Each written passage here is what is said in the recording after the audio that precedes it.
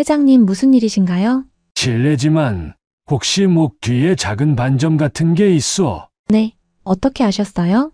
그녀의 목 뒤를 바라본 회장은 숨을 들이켰습니다. 꿈에서도 잊을 수 없었던 것이었으니까요. 강재훈 회장은 창밖으로 내리는 봄비를 바라보며 깊은 한숨을 내쉬었습니다.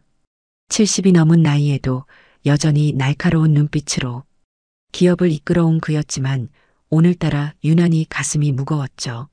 책상 위에는 사진 한 장이 놓여 있었습니다. 까만 머리를 양갈래로 묶고 환하게 웃고 있는 5살 소녀의 모습이었어요. 무릎에 살짝 아물지 않은 상처를 가진 채 해맑게 웃는 유진이 회장의 딸이었습니다. 회장님, 이사회 시간이 다 되었습니다. 비서의 목소리에 강 회장은 천천히 자리에서 일어났어요. 손끝으로 사진을 쓰다듬으며 그는 조용히 중얼거렸습니다. 오늘로 정확히 30해가 되었구나. 30년 전 그날은 딸과 함께 놀이공원에 간 날이었어요.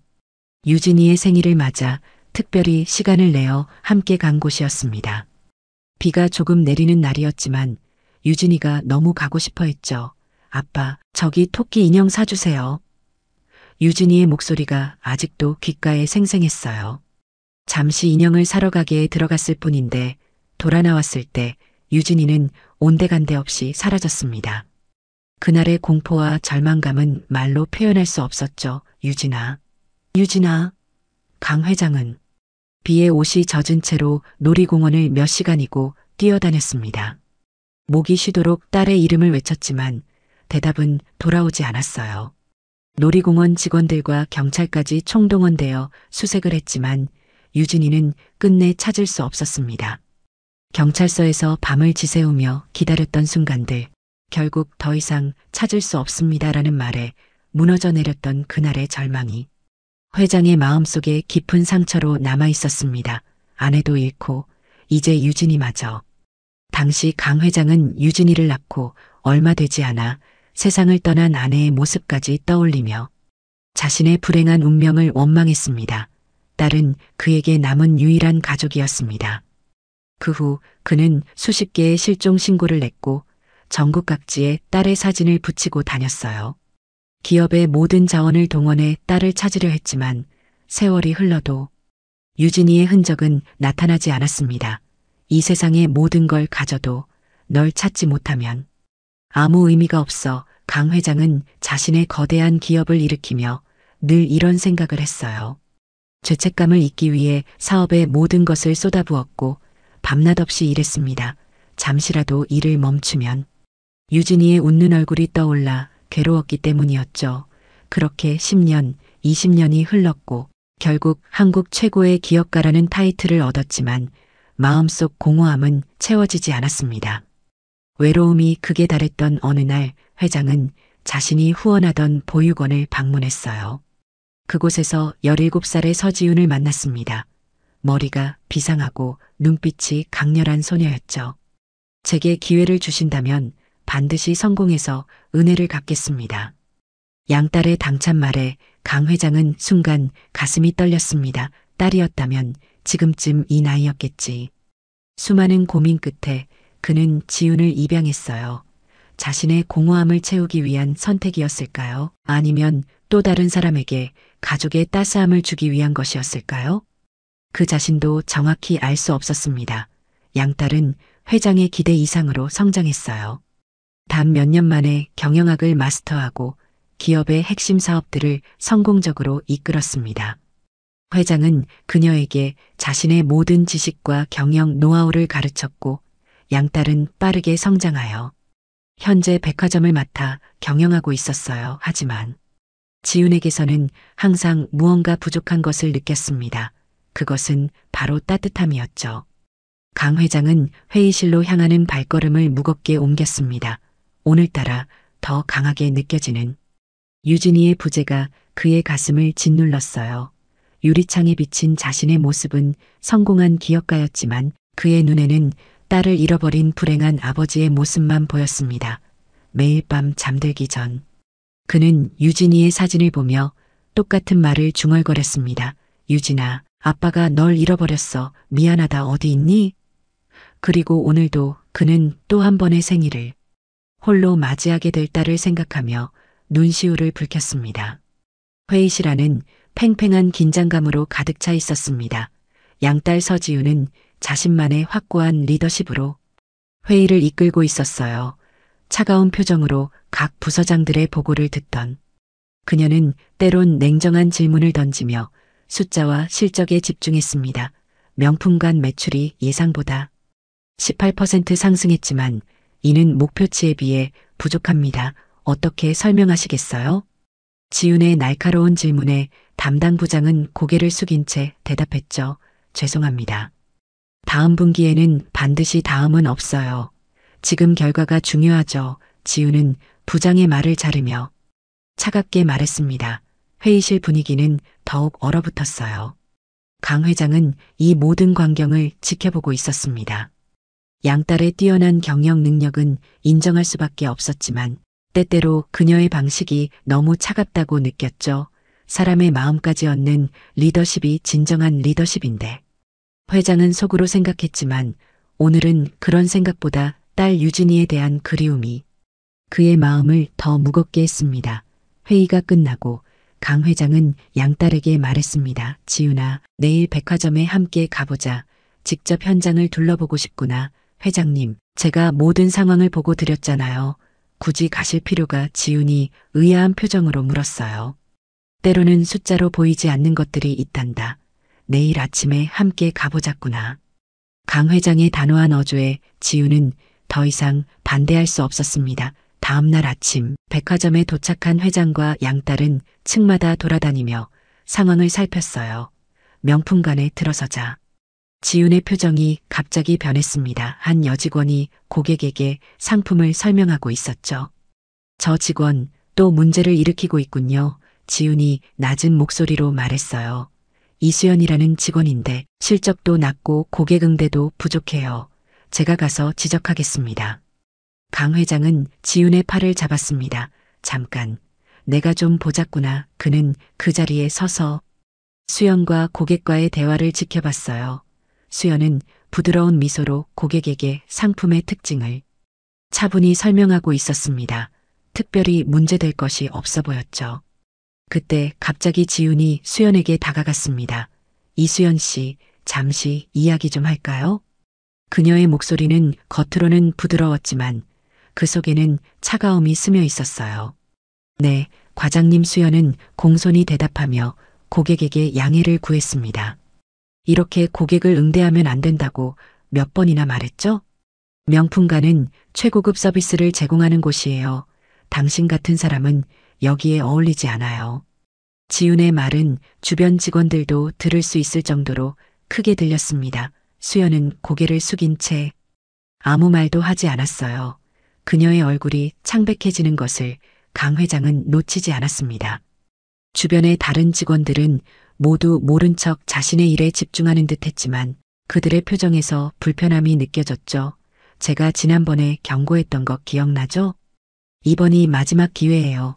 다음에 또 이런 일이 있으면. 지윤은 말끝을 흐렸지만 그 의미는 분명했습니다. 강 회장은 이 상황을 지켜보며 눈살을 찌푸렸어요. 과연 이런 방식이 옳은 걸까? 그는 생각했지만 한편으로는 리더는 때로 엄격해야 한다는 생각도 들었습니다. 일단은 지켜보기로 했죠. 그 순간 수연이 고개를 들었고 강 회장은 그녀의 눈빛에서 무언가를 느꼈습니다. 슬픔과 상처, 그리고 그 속에 숨겨진 강인함, 그 눈빛이 어딘가 낯설지 않았어요. 마치 오래전 자신이 알던 누군가를 떠올리게 하는 듯 했습니다. 전 최선을 다할 뿐입니다. 수연의 담담한 대답이 강 회장의 귀에 꽂혔습니다. 그 한마디에는 억울함보다는 담담한 결의가 담겨 있었어요. 지우는 냉소적인 미소를 지으며 말했습니다. 그럼 더 나은 최선을 다하세요. 여기는 당신같이 평범한 사람들이 일하는 곳이 아니니까요. 그 말을 끝으로 지우는 수연을 남겨두고 강 회장에게 돌아왔어요. 죄송합니다. 회장님, 직원 교육이 잠시 필요했습니다. 강 회장은 아무 말 없이 고개를 끄덕였지만 그의 시선은 여전히 수연에게 머물러 있었습니다. 수연은 잠시 자리에 서 있다가 이내 다시 고객들에게 다가가 미소를 지으며 일을 계속했어요. 마치 아무 일도 없었다는 듯이. 직원 교육은 필요하지 하지만 방식이 중요하단다. 강 회장이 조용히 말했습니다. 회장님, 이 정도는 약과예요. 이 업계에서 살아남으려면 강해져야 합니다. 제가 그랬듯이요. 지우는 단호하게 대답했어요. 강 회장은 더 이상 말을 잇지 않았습니다. 대신 그날 오후 내내 유진이었다면 어땠을까 하는 생각이 그의 머릿속을 떠나지 않았어요. 유진이라면 저렇게 차갑게 사람을 대했을까? 유진이라면 어떤 어른이 되었을까? 그리고 무엇보다 유진이는 지금 어디에 있을까? 그날 밤 홀로 자택으로 돌아온 강 회장은 평소보다 더 깊은 우울감에 잠겼습니다. 소파에 앉아 오래된 앨범을 펼쳤죠. 유진이와의 짧았던 추억들, 그녀의 첫걸음마, 첫 생일, 함께 갔던 공원에서의 사진들 모든 것이 어제 일처럼 생생했습니다. 유진아 강 회장은 사진 속 딸의 얼굴을 쓰다듬으며 중얼거렸어요. 불현듯. 오늘 백화점에서 만난 수연의 눈빛이 떠올랐습니다. 그 눈빛에서 느꼈던 익숙함이 무엇이었을까? 강 회장은 깊은 생각에 잠겼고 그날 밤 꿈속에서 어린 유진이를 다시 만났습니다. 아빠, 왜 이렇게 늦었어? 꿈속에서 유진이가 물었어요. 강 회장은 그 질문에 대답할 수 없었습니다. 다음 날 아침 그는 또다시 백화점으로 향했습니다. 강 회장은 몰래 백화점에 다시 방문했습니다. 양딸에게는 따로 말하지 않았어요. 직원들의 실제 모습을 보고 싶었기 때문이었죠. 평범한 손님처럼 옷을 갖춰 입고 백화점을 둘러보기 시작했습니다. 명품관으로 향하는 길, 그의 눈에 어제 본 그 여직원 수연이 보였어요. 그녀는 몸이 불편해 보이는 노인 고객을 친절하게 안내하고 있었습니다. 고급 명품을 구매할 것 같지 않은 손님인데도 수연은 진심 어린 미소로 대하고 있었어요. 할머니, 이쪽으로 오시면 편하게 앉으실 수 있어요. 차 한 잔 드릴게요. 수연의 부드러운 목소리가 들렸습니다. 강 회장은 조금 더 가까이 다가가 상황을 지켜봤어요. 다른 직원들은 고급 의류를 구경하는 부유한 고객들에게만 눈길을 주고 있었지만 수연은 그 노인을 정성껏 대하고 있었습니다. 고마워요. 아가씨, 내가 요즘 다리가 말을 안 들어서 할머니가 수연의 손을 꼭 잡았어요. 괜찮아요. 천천히 구경하세요. 제가 도와드릴게요. 수연은 미소 지으며 대답했습니다. 그때였습니다. 갑자기 어디선가 양딸 지윤의 날카로운 목소리가 들려왔어요. 이수연 씨, 지금 뭐 하는 거죠? VIP 고객이 기다리고 있는데? 수연의 표정이 순간 굳었지만 곧 평온을 되찾았습니다. 죄송합니다. 과장님, 이 고객님을 먼저 도와드리고 있었어요. 그럴 시간에 명품관 VIP 룸으로 빨리 가세요. 박 부장님이 찾고 계세요. 지윤의 말에는 명령이 담겨 있었어요. 수연은 잠시 망설이는 듯 했지만 결국 노인에게 정중히 사과했습니다. 죄송합니다. 할머니, 다른 직원을 바로 불러드릴게요. 그러나 지윤은 냉정하게 말했어요. 다른 직원들도 다 바빠요. 명품관은 그런 곳이 아니라고. 몇 번을 말해야 해요? 노인은 부끄러운 표정으로 고개를 숙였습니다. 괜찮아요. 아가씨, 그냥 구경만 하려고 했어요. 실례했습니다. 수연의 눈에 순간 슬픔이 스쳤지만 곧 전문가다운 표정으로 돌아왔어요. 네, 과장님, 바로 가겠습니다. 지윤이 자리를 떠난 후 수연은 노인에게 살짝 카드를 건넸습니다. 할머니, 이따가 1층 카페로 오세요. 제가 근무 마치고 도와드릴게요. 노인의 얼굴에 미소가 번졌고 수연은 빠르게 VIP 룸으로 향했어요. 강 회장은 이 모든 상황을 지켜보았습니다. 그의 마음속에 뭔가가 움직였어요. 수연의 행동이 진심에서 우러나온 것임을 알 수 있었죠. 저 아이는 다르구나. 강 회장은 생각했습니다. 따뜻함이 있는 직원, 마음으로 고객을 대하는 사람, 요즘 흔치 않은 자질이었죠. 그날 오후 강 회장은 수연을 더 관찰했어요. 지윤이 백화점을 떠난 후에도 그는 머물러 있었습니다. 수연은 어떤 상황에서도 미소를 잃지 않았고 동료들이 무시해도 묵묵히 자신의 일을 했어요. 심지어 약속대로 근무를 마친 후 1층 카페에서 그 노인을 만나 진심으로 대화를 나누는 모습도 보았습니다. 저녁이 되어 백화점이 문을 닫을 무렵 강 회장은 마침내 수연에게 다가갔어요. 수고하셨습니다.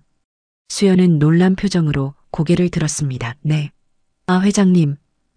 그녀는 급히 인사를 했어요. 괜찮소, 편하게 해요. 강 회장이 부드럽게 말했습니다. 오늘 하루 종일 지켜봤는데 참 열심히 일하는군요. 감사합니다. 회장님. 수연은 공손히 대답했지만 그녀의 눈에는 의문이 가득했습니다. 저녁 식사라도 같이 하지 않겠소? 직원들의 이야기를 듣고 싶어서 말이오. 수연은 잠시 당황했지만 곧 고개를 끄덕였어요. 영광입니다. 회장님. 근처 조용한 식당에서 두 사람은 마주 앉았습니다. 강 회장은 처음에는 가벼운 대화를 이어갔어요.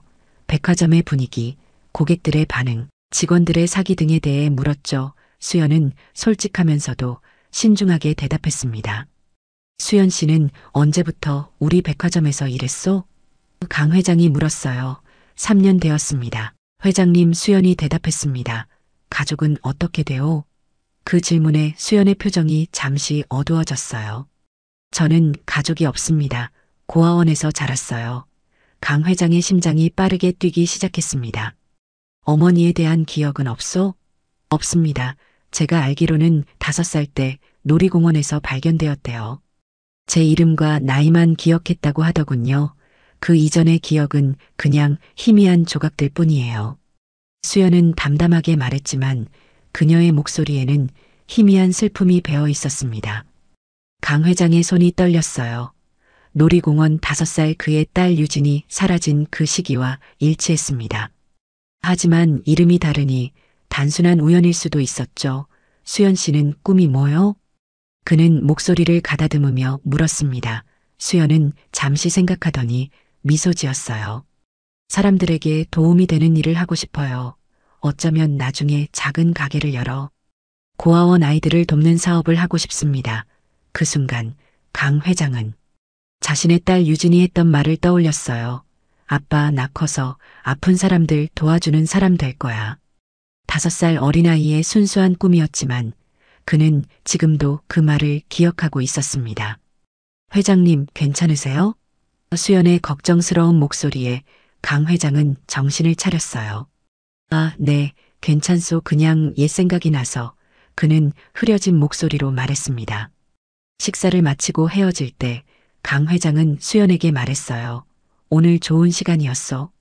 앞으로도 종종 이야기를 나누었으면 합니다. 수연은 공손히 고개를 숙였습니다. 네, 회장님. 감사합니다. 그날 밤 강 회장은 잠을 이루지 못했어요. 수연과의 대화가 계속 머릿속을 맴돌았습니다. 그녀의 이야기, 눈빛, 목소리. 모든 것이 어딘가 익숙했어요. 설마 아니겠지 하지만 만약에 이런 생각들이 그의 마음을 어지럽혔습니다. 결국 그는 서랍에서 오래된 상자를 꺼냈어요. 유진이의 유일한 흔적들이 담긴 상자였습니다. 사진, 그림, 머리카락 그리고 의료기록. 그는 의료기록을 꺼내 읽기 시작했어요. 선천적 목 뒤 반점. 그의 눈에 그 문구가 들어왔습니다. 강 회장은 결심했어요. 내일 다시 수연을 만나 확인해 보리라.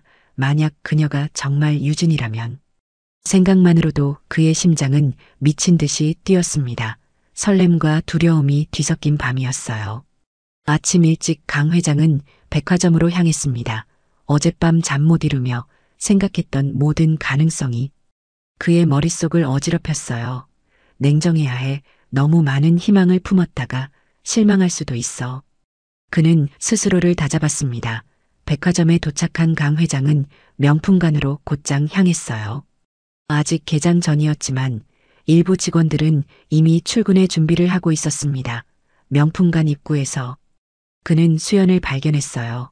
그녀는 진열장의 상품들을 정리하고 있었습니다. 수연 씨. 강 회장이 부르자 수연은 놀란 듯 고개를 들었습니다. 회장님, 안녕하세요. 그녀는 공손히 인사했어요. 이렇게 일찍 오셨네요. 강 회장은 미소 지었습니다.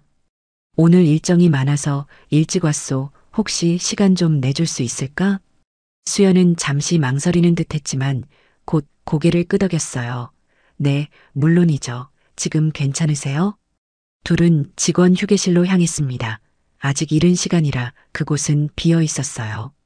강 회장은 자신의 마음을 가라앉히려 노력했지만 심장은 여전히 빠르게 뛰고 있었습니다. 어제 우리 대화가 계속 생각났소. 강 회장이 입을 열었어요. 수연 씨의 이야기가 나에게 특별히 와닿았달까. 수연은 조용히 듣고 있었습니다. 그녀의 눈에는 의문이 가득했어요. 실례지만 혹시 목 뒤에 작은 반점 같은 게 있어? 강 회장이 조심스럽게 물었습니다. 수연의 눈이 커졌어요. 네. 어떻게 아셨어요? 그녀는 놀란 표정으로 손을 들어 목 뒤를 가볍게 만졌습니다. 태어날 때부터 있었다고 해요. 별로 신경 쓰진 않았지만 강 회장의 손이 떨렸습니다. 혹시 보여줄 수 있겠소?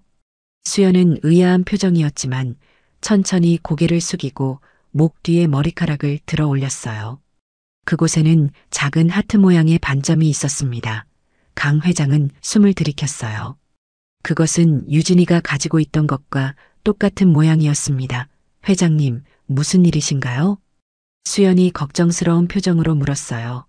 강 회장은 심호흡을 하며 자신의 감정을 추스렸습니다. 아직 확신할 수는 없었어요. 수연 씨, 혹시 어릴 적 기억 아주 어렴풋하게라도 있어? 수연은 고개를 갸웃거렸어요. 가끔 꿈에서 보는 장면들이 있어요. 놀이공원에서 누군가와 함께 있는 장면, 커다란 토끼 인형을 안고 있는 모습하지만 그게 실제 기억인지 그냥 제가 만들어낸 상상인지 구분이 안 돼요. 강 회장의 눈에 눈물이 고였습니다. 토끼 인형 그날 유진이가 원했던 것이었어요. 그 토끼 인형의 색깔이 어땠소? 수연은 잠시 눈을 감고 기억을 더듬었어요.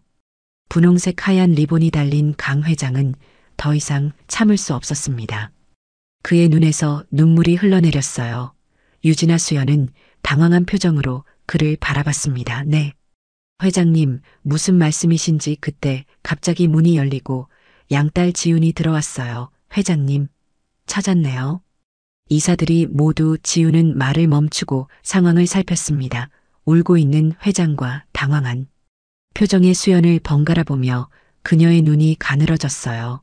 여기서 무슨 일이 있었나요? 강 회장은 재빨리 눈물을 닦았습니다. 아니, 그냥 옛 생각이 나서 그랬네. 수연 씨가 나에게 옛 직원을 생각나게 했을 뿐이야. 지우는 수연을 차갑게 쳐다봤어요.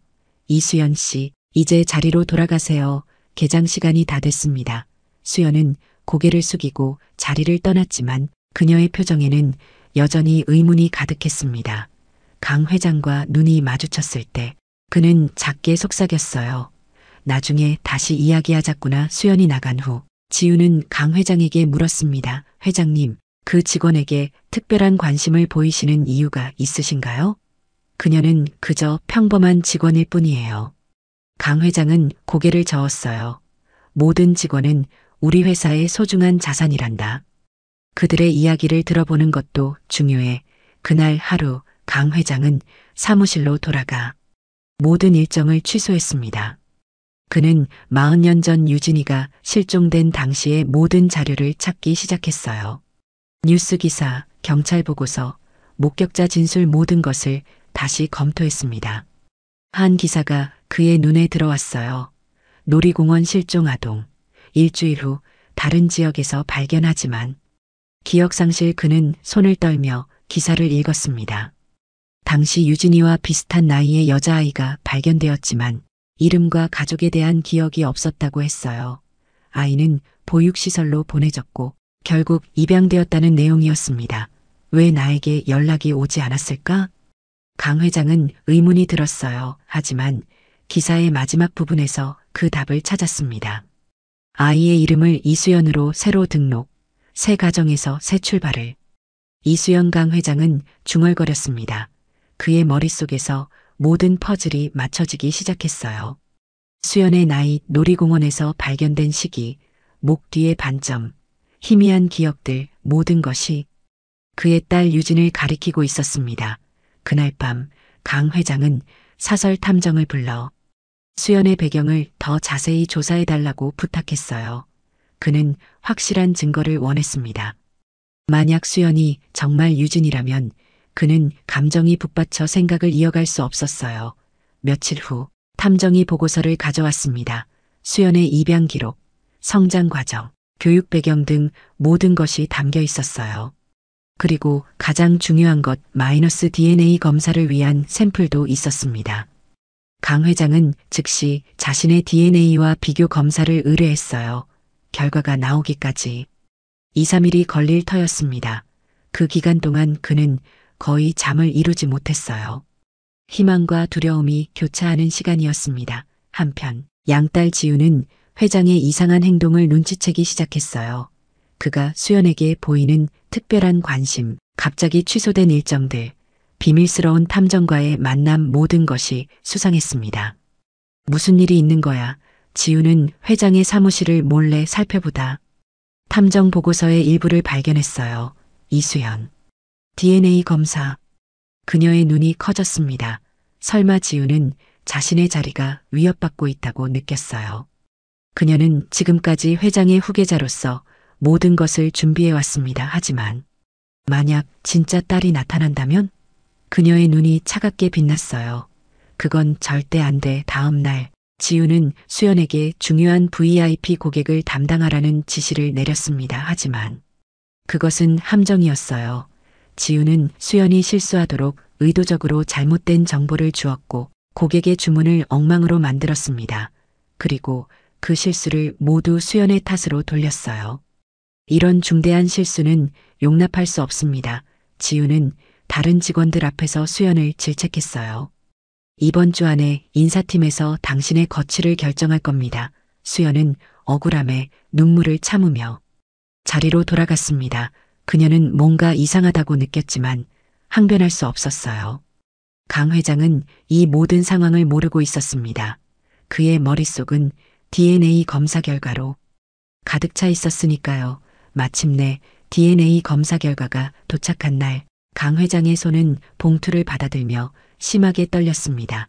그가 30년간 품어온 희망과 그리움이 이 한 장의 종이에 달려 있었어요. 사무실 문을 굳게 잠그고 그는 서류를 펼쳤습니다. 친자관계 일치 확률 99.99% 글자가 그의 눈앞에서 춤추는 듯 했어요. 강 회장은 숨을 쉴 수 없었습니다. 눈물이 그의 뺨을 타고 흘러내렸어요. 유진아, 정말 내가 맞구나. 그는 한동안 자리에 앉아 울기만 했습니다. 한없이 기뻤지만 동시에 30년의 시간을 되찾을 수 없다는 슬픔도 밀려왔어요. 유진이가 겪었을 고통과 혼란을 생각하니 가슴이 찢어질 듯 했습니다. 회장님, 괜찮으세요? 비서의 걱정스러운 목소리가 인터폰을 통해 들려왔어요. 괜찮네. 오늘은 모든 일정을 취소하고 아무도 들어오지 못하게 하게. 강 회장은 목소리를 가다듬으며 대답했습니다. 그는 유진이 아니, 이제는 수연이라 불러야 할 딸에게 어떻게 이 사실을 알려줄지 고민했어요.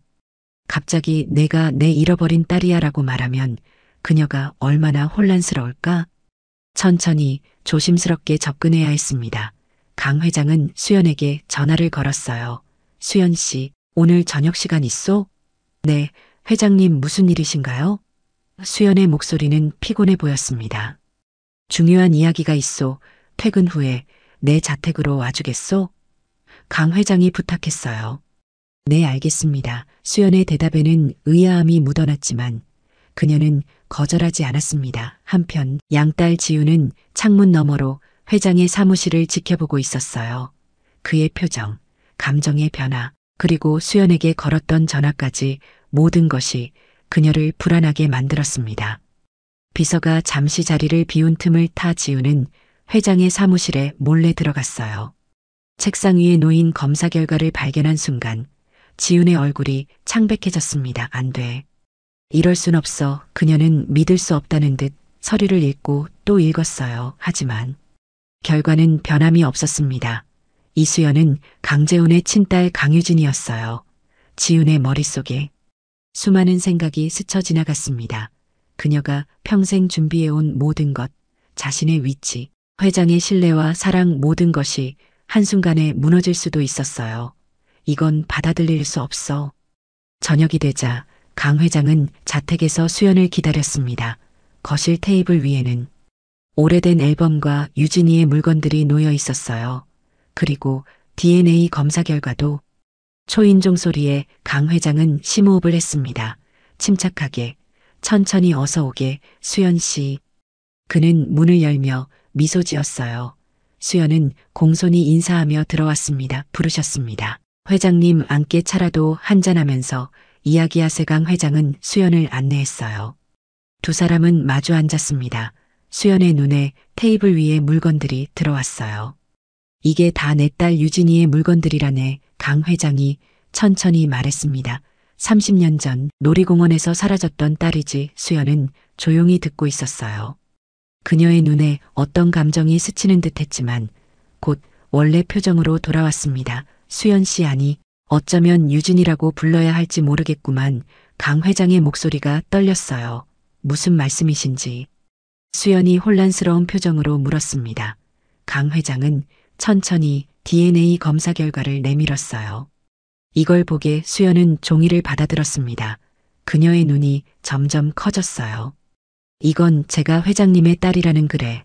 너는 내 딸 유진이야. 30년 전 그날 내가 사라졌을 때 나는 모든 희망을 잃었었다. 하지만 이제 너를 찾았어. 강 회장의 눈에서 눈물이 흘러내렸습니다. 수연 아니. 이제는 유진이 된 그녀는 충격에 얼어붙은 듯 했어요. 하지만 어떻게 제 기억에는. 내가 기억하는 대로 너는 5살 때 놀이공원에서 발견되었지. 하지만 그건 내가 실종된 바로 그 놀이공원이었어. 누군가가 널 데려갔다가 일주일 후 버렸던 거야. 넌 이미 충격으로 기억을 잃은 상태였고. 강 회장은 떨리는 손으로 앨범을 펼쳤어요. 앨범 속에는 어린 유진의 사진들이 가득했습니다. 수연은 천천히 사진들을 넘겨보았어요. 그녀의 손가락이 한 장의 사진에서 멈췄습니다. 분홍색 토끼 인형을 안고 있는 어린 소녀. 그 모습이 그녀의 꿈에서 본 장면과 정확히 일치했어요. 이건 수연의 목소리가 떨렸습니다. 내가 5번째 생일에 내가 사주겠다고 약속했던 토끼 인형이란다. 그날 나는 그걸 사러 가게에 들어갔고 그 사이에 내가 사라졌지. 강 회장의 목소리는 후회와 슬픔으로 가득했어요. 수연은 천천히 손을 들어 자신의 목 뒤를 만졌습니다. 그곳에 있는 하트 모양 반점. 그래서 회장님이 이 반점에 대해 물으셨던 거군요. 그래. 그건 내 가족의 유전적 특징이야. 나도 같은 자리에 같은 모양의 반점이 있단다. 강 회장은 고개를 돌려 자신의 목 뒤를 보여주었어요. 수연은 갑자기 일어나 창가로 걸어갔습니다. 그녀의 어깨가 떨리기 시작했어요. 저는 정말 모르겠어요. 너무 갑작스러워서. 강 회장은 천천히 그녀에게 다가갔지만 너무 가까이 가진 않았어요. 그녀에게 시간이 필요하다는 것을 알았습니다. 이해. 유진아 아니 수연이라고 부르는 게 더 편하겠구나. 내가 받아들이기 어려울 거라는 걸 알아. 시간이 필요하면 얼마든지. 주마수연은 고개를 끄덕였어요. 감사합니다. 저 조금 생각할 시간이 필요할 것 같아요. 그래. 이해한다. 강 회장은 부드럽게 말했습니다. 하지만 한 가지만 알아주었으면 해. 내가 널 찾기 위해 30년을 기다렸다는 걸. 그리고 이제 너를 다시는 잃고 싶지 않다는 걸. 수연의 눈에 눈물이 고였어요. 그녀는 말없이 고개를 끄덕였습니다. 그녀가 떠난 후 강 회장은 소파에 앉아 깊은 생각에 잠겼어요. 마침내 딸을 찾았지만 그녀의 마음까지 되찾을 수 있을까? 수연은 자신을 아버지로 받아들일 수 있을까? 한편 양딸 지우는 이 모든 상황을 이미 알고 있었습니다. 그녀는 자신의 아파트에서 초조하게 서성이고 있었어요. 어떻게 해야 하지? 이대로 물러설 순 없어. 지우는 자신의 노트북을 열고 무언가를 검색하기 시작했습니다. 그녀의 눈에는 냉혹한 결의가 서려 있었어요. 누구도 자신의 자리를 빼앗아 갈 수 없다는 듯이. 다음 날 아침 강 회장은 사무실에서 양딸을 만났습니다. 지훈아, 얘기할 게 있구나. 저도 드릴 말씀이 있어요. 회장님. 지훈의 목소리는 평소보다 차분했어요. 사무실 안의 공기는 팽팽했습니다. 강 회장과 양딸 지훈은 서로를 바라보며 침묵 속에 있었어요. 첫 마디를 꺼내는 것이 어렵게만 느껴졌습니다. 지은아, 먼저 내 이야기부터 들어볼까? 강 회장이 천천히 입을 열었어요. 지우는 깊게 숨을 들이마셨습니다. 회장님, 이수연에 관한 일이죠? 그녀가 회장님의 친딸이라는 사실을 강 회장의 눈이 커졌어요. 내가 어떻게 어제 회장님 책상 위에 있던 DNA 검사 결과를 봤어요. 지훈이 솔직하게 대답했습니다. 그리고 제가 며칠 전부터 회장님이 그녀에게 보이는 특별한 관심이 이상했거든요. 강 회장은 고개를 끄덕였어요. 그래, 내 눈을 속일 순 없었구나. 맞아. 수연은 내 친딸 유진이란다. 30년 만에 기적처럼. 그 아이를 찾았어. 지훈의 눈에 잠시 서운함이 스쳤지만 곧 이해하는 표정으로 바뀌었습니다. 정말 놀라운 일이네요. 회장님께서 그 아이를 찾기 위해 얼마나 오랫동안 기다리셨는지 알고 있어요. 강 회장은 의아한 표정을 지었어요. 그는 더 감정적인 반응을 예상했기 때문이었죠. 내가 이 일을 어떻게 생각하는지 궁금하구나. 지우는 미소를 지었습니다. 그러나 그 미소가 눈까지 닿지는 않았어요.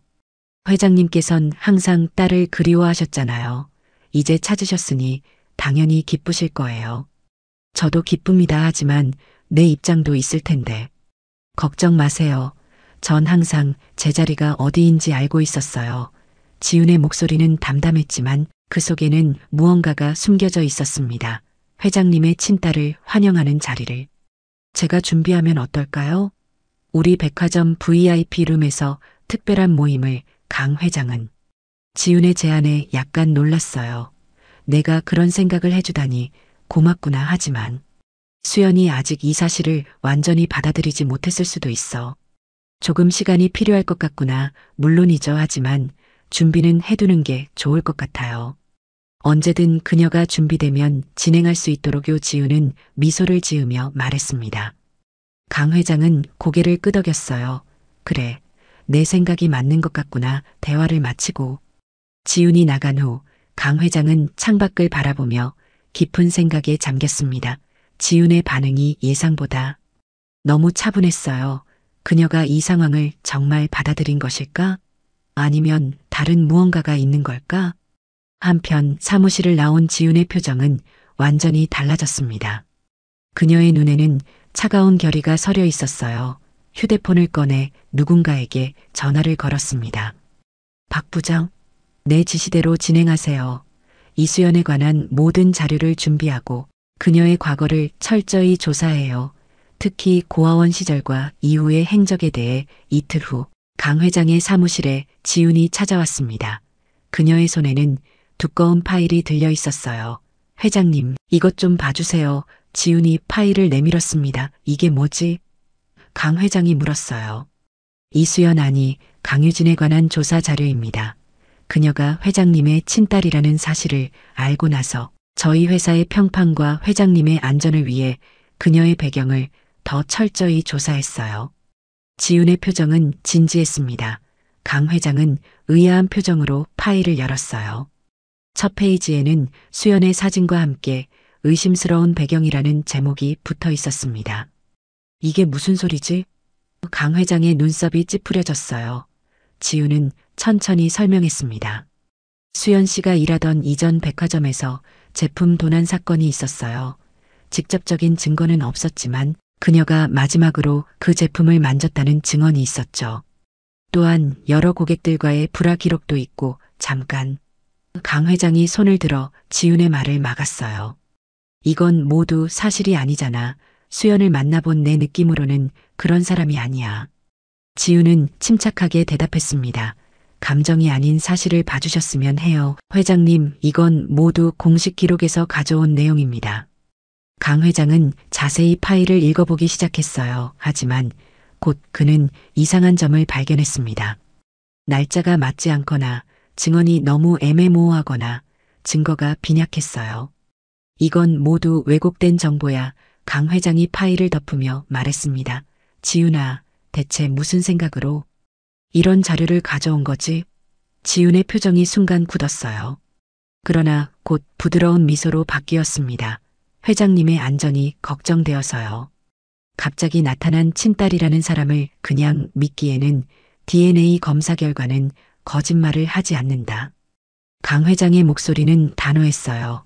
나는 내 딸을 찾았고 이제 그 아이와 새로운 시작을 하고 싶단다. 지우는 순간 말을 잃었습니다. 그녀의 계획이 실패했다는 것을 깨달았어요. 하지만 회장님 더 이상의 논의는 필요 없겠구나.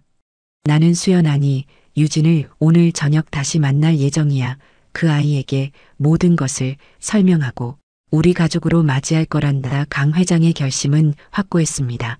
지훈이 사무실을 나간 후 강 회장은 수연에게 전화를 걸었어요. 수연 씨, 오늘 저녁에 시간이 있으신가?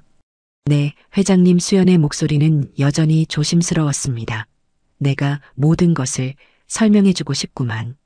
6시에 내 자택으로 와주겠소? 강 회장이 부탁했어요. 네, 가겠습니다. 수연이 대답했습니다. 한편 지우는 자신의 사무실로 돌아와 분노의 차 책상을 내리쳤어요.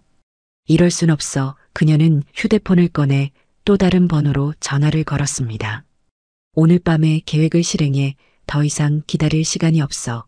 그날 저녁 강 회장은 자택에서 수연을 기다리고 있었습니다.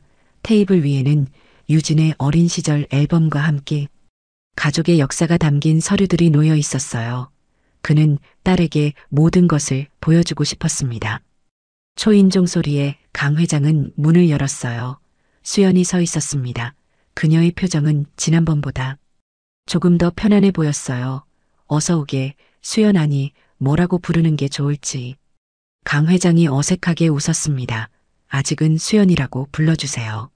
익숙해질 시간이 필요할 것 같아요. 수연이 부드럽게 대답했어요. 두 사람은 거실에 앉았습니다. 강 회장은 천천히 앨범을 펼쳤어요. 이건 내가 3살 때 찍은 사진이야. 그리고 이건 내 넷째 생일. 수연은 조용히 사진들을 보며 가끔 미소를 짓기도 했습니다. 그러다 문득 그녀가 물었어요.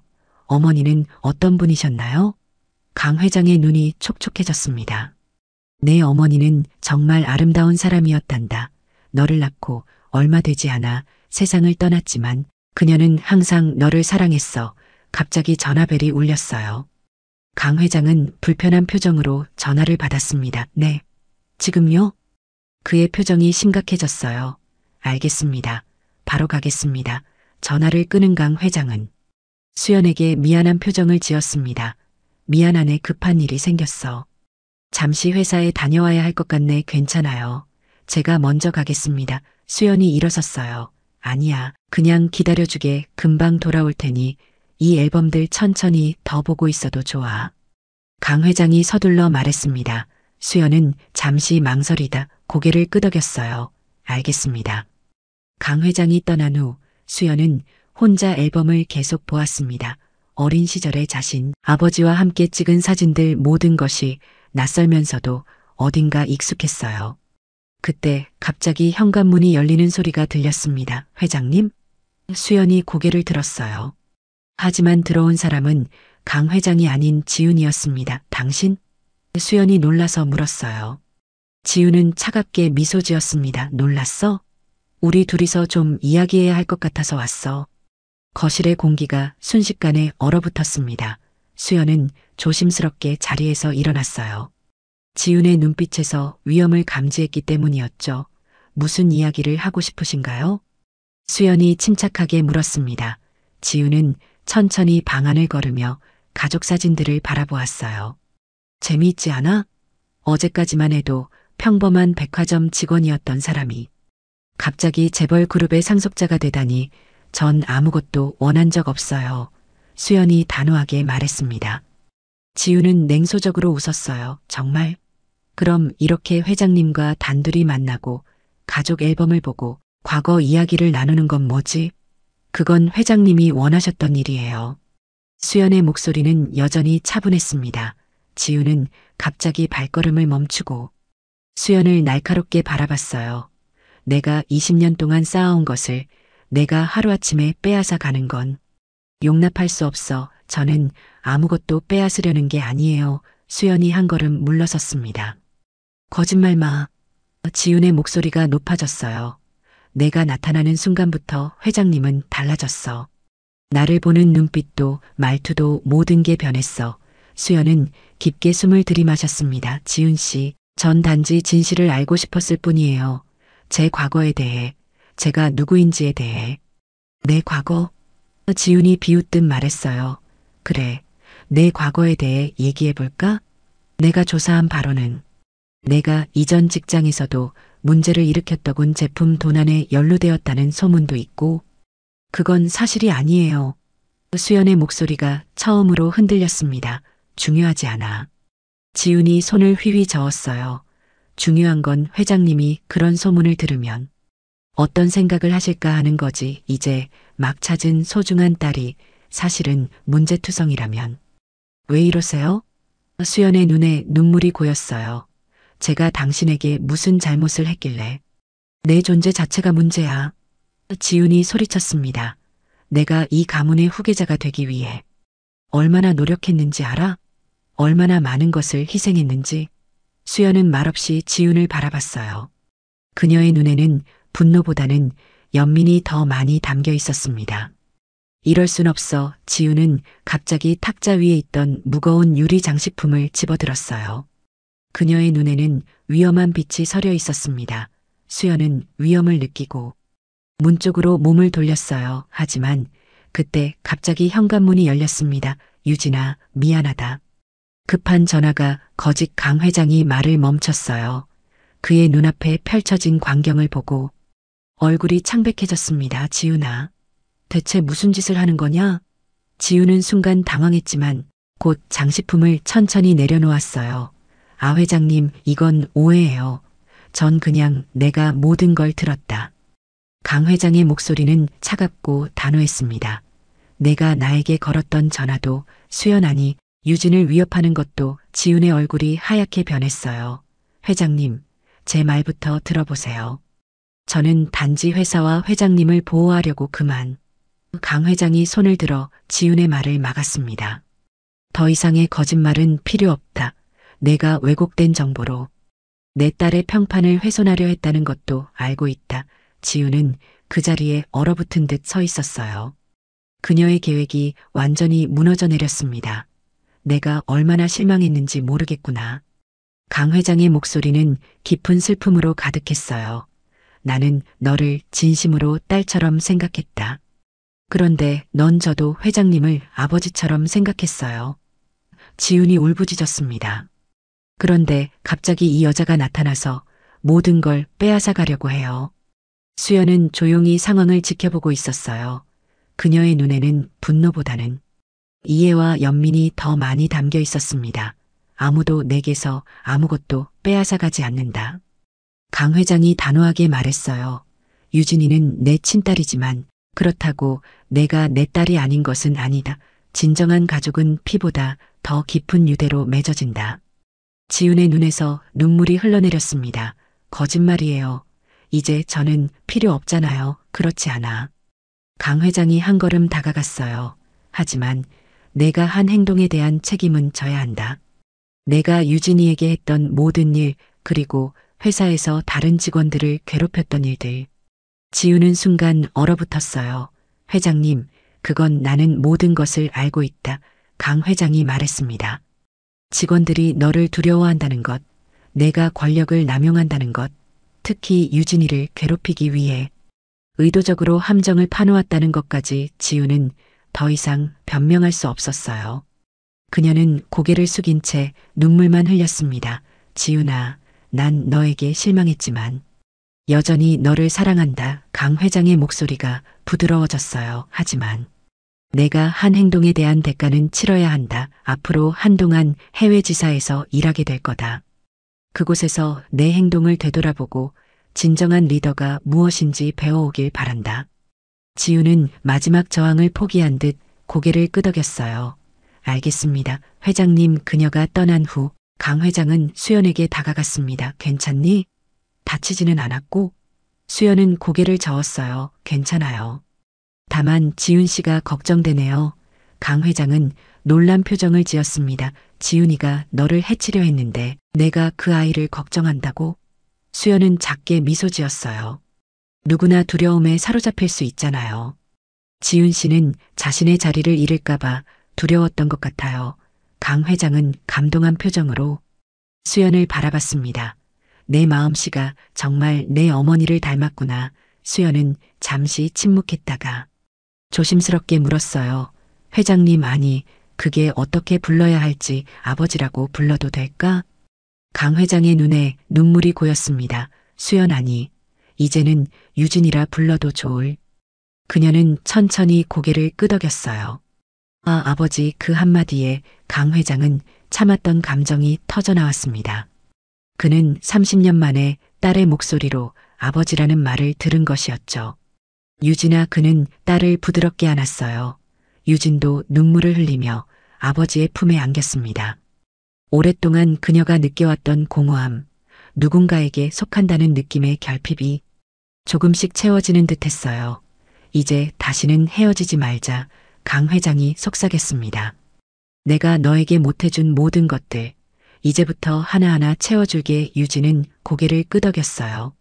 네, 아버지. 두 사람은 오랫동안 서로를 아는 채 눈물을 흘렸습니다. 30년의 시간이 만들어낸 상처와 그리움이 조금씩 치유되기 시작했어요. 그날 밤 강 회장은 유진에게 모든 것을 이야기했습니다. 어머니에 대한 이야기, 그녀가 사라졌던 날의 절망, 그리고 그 이후의 끝없는 그리움까지. 유진은 조용히 들으며 자신의 과거와 연결되는 조각들을 하나씩 맞춰나갔어요. 이제 내가 집으로 돌아왔구나. 강 회장이 유진의 손을 꼭 잡으며 말했습니다. 유진은 미소 지었어요. 네, 마침내 집에 왔네요. 아버지. 따스한 봄날의 아침, 햇살이 창문을 통해 부드럽게 방 안으로 스며들었습니다. 유진은 새 집의 창가에 서서 정원의 꽃들을 바라보고 있었어요. 이제 그녀는 강 회장의 자택에 함께 살게 되었습니다. 처음에는 어색했지만 날이 갈수록 이곳이 진정한 자신의 집이라는 느낌이 깊어졌어요. 아침부터 무슨 생각을 그렇게 깊이 하고 있니? 강 회장이 다정한 목소리로 물었습니다. 유진은 미소 지으며 고개를 돌렸어요. 그냥 모든 것이 꿈만 같아서요. 아버지. 아버지라는 말은 여전히 유진의 입에 낯설게 느껴졌지만 그 단어를 말할 때마다 가슴이 따뜻해지는 것을 느꼈습니다. 강 회장의 눈에도 기쁨이 번졌어요. 딸의 입에서 나오는 그 한마디는 그에게 세상 어떤 성공보다 값진 것이었습니다. 오늘은 특별한 날이구나. 강 회장이 말했어요. 내가 우리 가족으로 공식 인사하는 날이니까. 유진은 긴장된 표정을 지었습니다. 오늘은 강 회장이 언론에 딸을 되찾았다는 소식을 공식 발표하는 날이었어요. 정말 괜찮을까요? 사람들이 어떻게 생각할지 걱정하지 마라. 강 회장이 딸의 어깨를 부드럽게 감쌌습니다. 진실은 언제나 빛을 발하는 법이란다. 내가 내 딸이라는 사실이 중요할 뿐 다른 사람들의 시선은 중요하지 않아. 유진은 고개를 끄덕였어요. 지난 몇 주간 그녀는 많은 변화를 겪었습니다. DNA 검사 결과가 공식적으로 확인되었고 법적으로도 강유진이라는 이름을 되찾았어요. 백화점에서의 직책도 바뀌었습니다.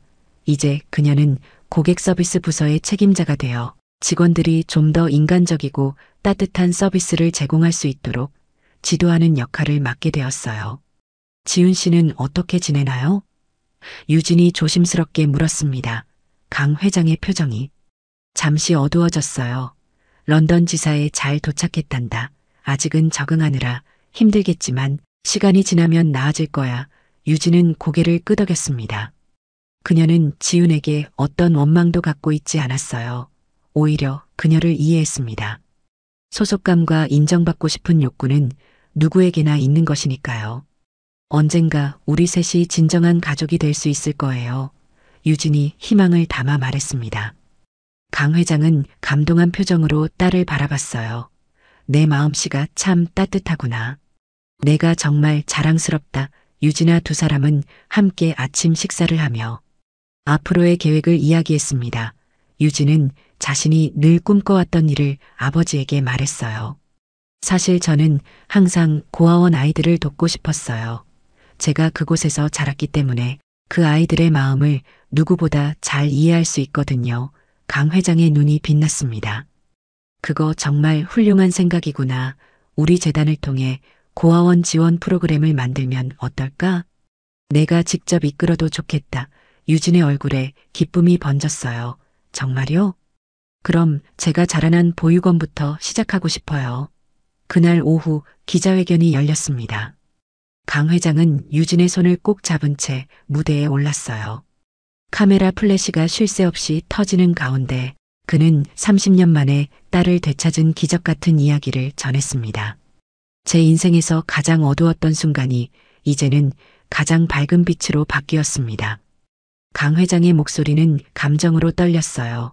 오늘 저는 여러분께 제 딸 강유진을 소개합니다. 유진이 한 걸음 앞으로 나섰습니다.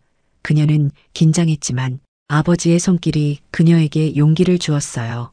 저는 이런 상황이 아직 믿기지 않습니다. 유진이 입을 열었어요. 하지만 한 가지 확실한 것은 우리 모두에게 두 번째 기회가 있다는 사실입니다. 저는 이 기회를 통해 다른 이들에게도 희망을 전하고 싶습니다. 기자들의 질문이 쏟아졌지만 유진은 침착하게 대응했어요. 그녀의 진심 어린 모습에 많은 사람들이 감동했습니다. 회견이 끝난 후 강 회장과 유진은 함께 고아원을 방문했어요. 유진이 자라난 그곳에서 두 사람은 새로운 시작을 알렸습니다. 강유진 희망재단의 첫 번째 프로젝트로 전국의 보육시설 아이들에게 교육과 심리 지원을 제공하는 프로그램을 발표했어요. 이 아이들에게 필요한 것은 단순한 물질적 지원이 아니라 진정한 관심과 사랑입니다. 유진이 말했어요. 모든 아이는 소중하고 누구나 꿈꿀 권리가 있습니다. 작은 소녀가 다가와 유진의 손을 잡았습니다. 언니, 나도 나중에 언니처럼 될 수 있을까요? 유진은 미소 지으며 그 아이의 머리를 쓰다듬었어요. 물론이지, 내가 꿈꾸는 것이라면 무엇이든 될 수 있어. 강 회장은 이 장면을 지켜보며 가슴이 뭉클해졌습니다. 딸을 잃었던 그 고통스러운 시간이 이제는 더 많은 아이들에게 희망을 주는 밑거름이 되고 있었어요. 몇 달 후 유진의 제안으로 런던에서 지훈을 만나러 갔습니다. 처음에는 어색했지만 시간이 지나면서 세 사람은 천천히 대화를 나누기 시작했어요. 상처는 쉽게 치유되지 않았지만 용서와 이해의 첫걸음을 내딛게 되었습니다. 진정한 가족은 피보다 더 깊은 유대로 맺어진다는 아버지의 말씀이 맞았어요. 유진이 지훈에게 말했습니다. 우리 함께 새로운 가족이 되어보면 어떨까요? 지훈의 눈에 눈물이 고였어요. 그녀는 처음으로 진심 어린 미소를 지었습니다. 1년이 지난 어느 날 강 회장의 자택 정원에서는 작은 가족 모임이 열렸어요. 유진과 지훈 그리고 강 회장이 함께였습니다. 강 회장의 머리카락은 더 하얘졌지만 그의 눈빛은 그 어느 때보다 밝게 빛났어요. 가족 사진을 찍을까? 강 회장이 제안했습니다. 세 사람은 나란히 서서 사진을 찍었어요. 그들의 얼굴에는 진정한 행복이 담겨 있었습니다. 인생은 참 신비롭구나. 강 회장이 두 딸의 손을 잡으며 말했어요. 우리가 잃어버린 것을 찾는 여정에서 때로는 예상치 못한 선물을 받기도 하지. 유진은 따스한 미소를 지었습니다. 맞아요. 아버지, 제가 깨달은 것은 우리 모두에게는 상처가 있지만 그 상처를 통해 더 깊이 이해하고 사랑할 수 있게 된다는 거예요.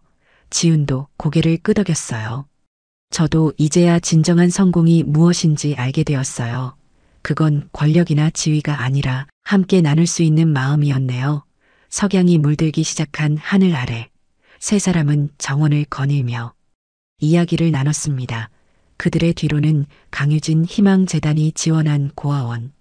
아이들이 그린 그림들이 전시되어 있었어요. 그 그림들 속에는 희망과 꿈, 그리고 사랑이 가득했습니다. 유진은 문득 하늘을 바라보았어요. 저 어딘가에서 어머니도 자신들을 지켜보고 있을 것 같았습니다. 우리가 서로를 찾기까지 30년이 걸렸지만 이제 우리는 영원히 함께해요. 그리고 우리의 사랑은 더 많은 이들에게 퍼져나갈 거예요.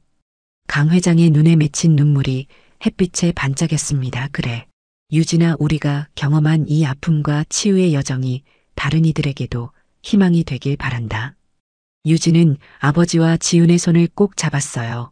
이제 그들은 알고 있었습니다. 진정한 행복은 물질적인 성공이나 권력에 있지 않고 서로를 이해하고 용서하며 함께 걸어가는 과정에 있다는 것을, 그리고 가장 깊은 상처가 때로는 가장 아름다운 빛을 만들어낸다는 것을, 우리의 이야기가 끝난 것이 아니라 이제 막 시작되었어요. 유진의 말에 세 사람은 서로를 바라보며 미소 지었습니다. 그들의 앞에는 더 밝은 내일이 기다리고 있었습니다. 상처는 치유되고 잃어버린 조각들은 제자리를 찾았으며 이제 그들은 더 많은 사람들에게 희망의 메시지를 전하는 여정을 함께 걸어가게 될 것입니다. 인생의 가장 어두운 순간도 결국은 빛으로 변할 수 있다는 것, 그것이 바로 그들이 세상에 전하고 싶은 이야기였습니다.